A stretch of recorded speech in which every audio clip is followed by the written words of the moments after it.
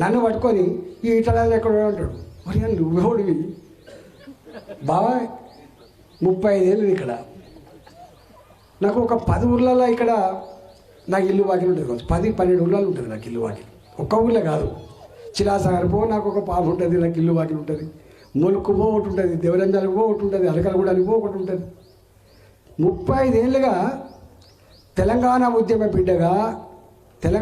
బిడ్డగా ఈ ప్రాంత వాసిగా పుట్టింది నేను కమలాపురే, కానీ పెరిగిందంతా ఇక్కడే. కాబట్టి నన్ను పట్టుకొని అంటాడు, ఈయనకేం సంబంధం? నీకేం సంబంధం బిడ్డ, నీకేం సంబంధం? నీకు దమ్ముంటే ఒక ఛాలెంజ్ చేస్తున్నా.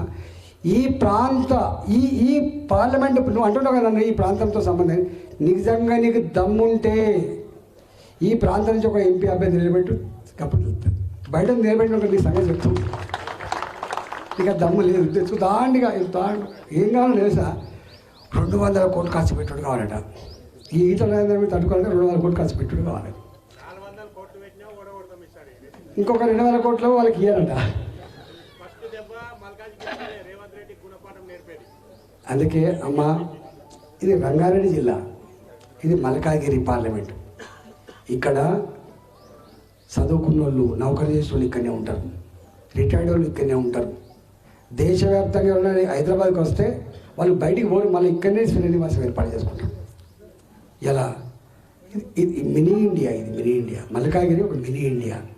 ఆనాడు ఏదో నువ్వు ఓడిపోయినావు, ఏదో పాపం అని చెప్పి నీకు ఓడేసిన కర్మానికి ఒక్కనాడు మా ఊళ్ళో పండి రాలే, ఒక్కనాడు 1 రూపాయి అభివృద్ధి చేయకపోగా ఇవాళ నారాయణ పట్టుకొని నువ్వు మాట అంటున్నావు అంటే నీకు ఎంత ధైర్యం ఉండాలి, నీ కథ ఏంది, కార్యక్రమం నీకు చెప్పి అడిగేటోళ్ళు లేడా బిడ్డ?